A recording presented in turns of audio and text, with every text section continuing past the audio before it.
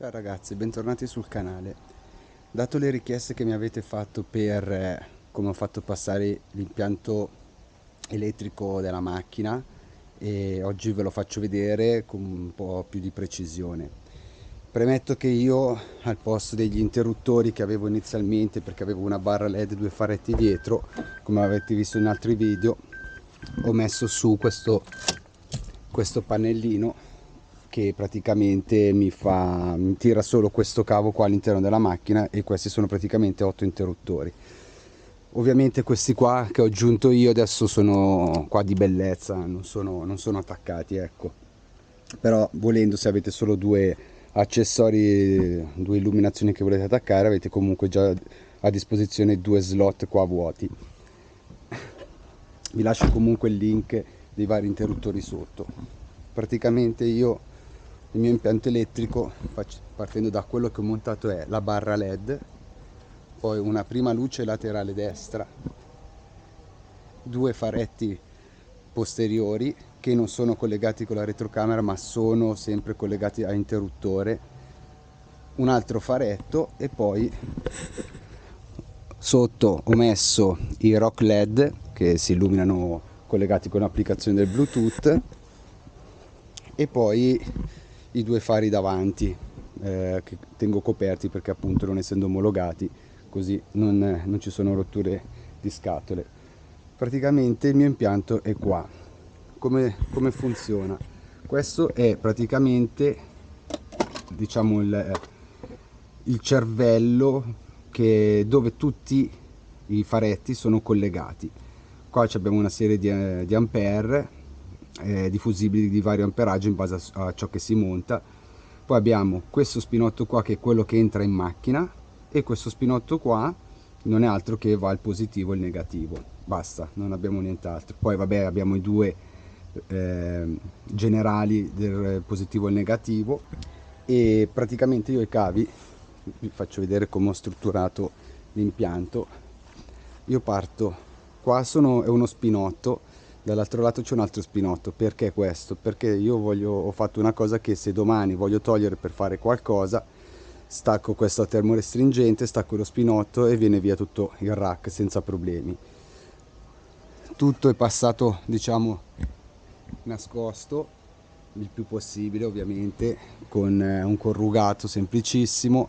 Qua ho fascettato per comodità, perché qua ho messo delle staffe, come potete vedere in questa zona qua ci sono delle staffe semplicissime da elettricista che ho fissato, niente di strano, ecco. E tutto va dietro, quindi abbiamo i cavi, questi sono collegati insieme, quindi quando accendo si accendono entrambi. Poi passano tutti sotto di fianco fino a questo punto qua, che lui è singolo come quello dall'altra parte, quindi il suo impianto va di qua.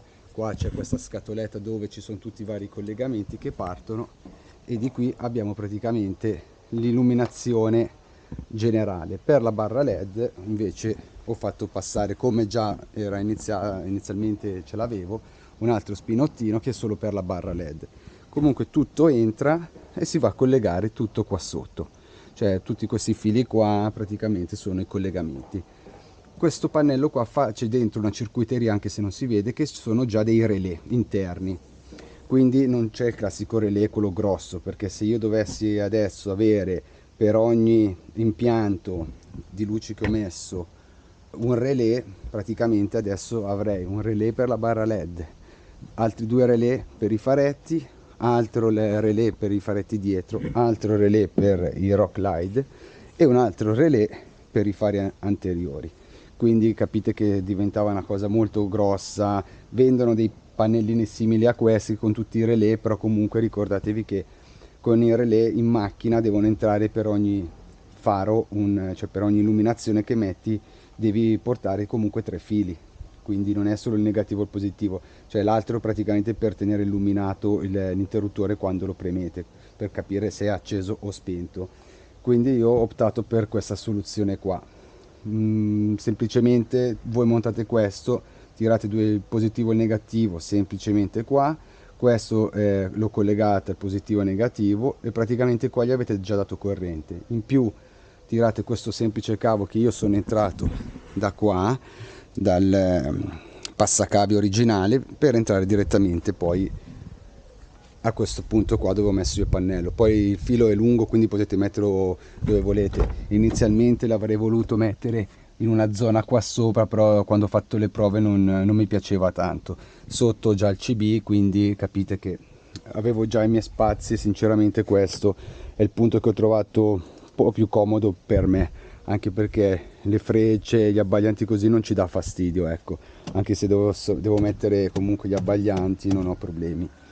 Questo per quanto appunto riguarda il pannello. Quindi, come dicevo, un cavo che esce e lì ci sono 8 interruttori, che poi ci potete collegare quello che volete. Nel senso, io ho messo le luci, ma tanti hanno collegato il verricello su e giù per tirarlo senza diciamo il telecomando, collegarsi esternamente, cioè potete fare quello che volete per collegare quello che volete. Avete i blocchi differenziali, avete già lì due interruttori, quindi collegherete direttamente tutto qua. Quindi praticamente questo vi fa risparmiare spazio e tempo di installazione, perché è davvero molto semplice da installare. Poi abbiamo vabbè, il suo relè, scusate, il suo fusibile principale automatico, poi un altro fusibile per l'altro pannellino, perché a questo pannello arrivano 12 volte. Poi c'è un commutatore interno che fa sì che il pannellino interno sia a 5 volte, quindi nemmeno tanto di corrente, ecco, perché alla fine da dentro deve dare solo l'impulso. Poi questa è la centralina Bluetooth per i rock LED, perché essendo che si possono cambiare i colori, vabbè, quello è un altro discorso. Comunque questo è come ho fatto il mio impianto.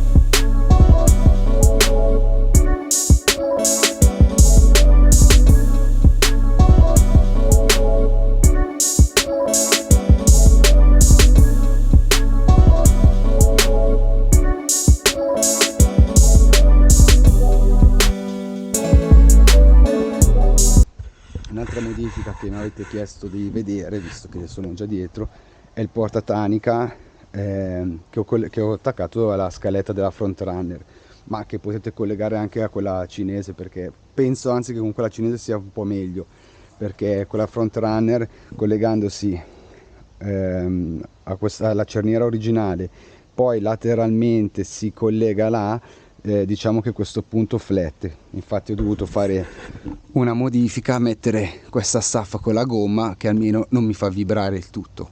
Comunque semplicemente l'ho messo due cerniere a L che ho saldato qua, avvitate alla scala, e dall'altra parte, non so se si riesce a vedere, forse da sotto sì, qua c'è il lucchettino che io apro questo per farlo aprire per poi accedere alla scala, e poi di fianco qui abbiamo il lucchetto di bloccaggio per non fare rubare praticamente la tanica.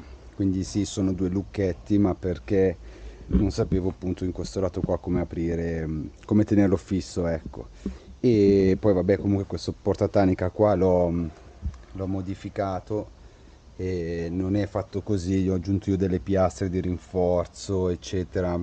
Ho tagliato appunto questa parte perché questa è quella della front runner col rubinetto che praticamente si apre e si chiude, e quindi per accedere c'era questa continuità, quindi ho tagliato via questo pezzo, ho aggiunto queste due strutture qui e basta. Quindi come dicevo, quella cinese o comunque quelle non della Frontrunner, avendo il pezzo che si aggancia tutto da sotto e tutto da sopra, quindi che vanno a mordere così, diciamo che è molto più semplice. In più anche la larghezza delle altre scale è molto più larga rispetto a questa qua della Frontrunner, però comunque questa avevo e con calma sono riuscito a fare questa modifica, ecco. Diciamo che non salgo tutte le volte sopra la scala, perché anche la volta che c'è sulla tenda non ci interessa più salire dalla scala. La scala la uso praticamente quando non ho su niente, come in questo caso, che magari devo andare su per caricare o fare altro. Vi lascio il link del portatanica se vi interessa. La tanica è della Frontrunner, quindi vi lascio il link sempre del sito Frontrunner. Il portatanica l'ho preso su Amazon con una tanica, era un kit già fatto, adesso non ricordo il prezzo. Comunque vi lascio il link se volete fare questo lavoro qua, ecco. E credo che con questo sia tutto. Non ho altri aggiornamenti da farvi vedere, a parte appunto quello che vi ho detto dell'illuminazione che ho fatto, della tanica, perché è una cosa nuova che ho fatto. Se avete domande eccetera, o volete consigli su qualcosa che avete visto, come ho fatto o non ho fatto, basta che me lo scrivete o qua sotto nei commenti oppure tramite Instagram, che cerco di rispondere sempre più velocemente possibile. E basta. Quindi con questo video è tutto. Vi ricordo di iscrivervi sia qua su YouTube per altri video, sia su Facebook che su Instagram, nuovo Suzuki Jim in Italia. Grazie ancora per aver visto il video, alla prossima, ciao!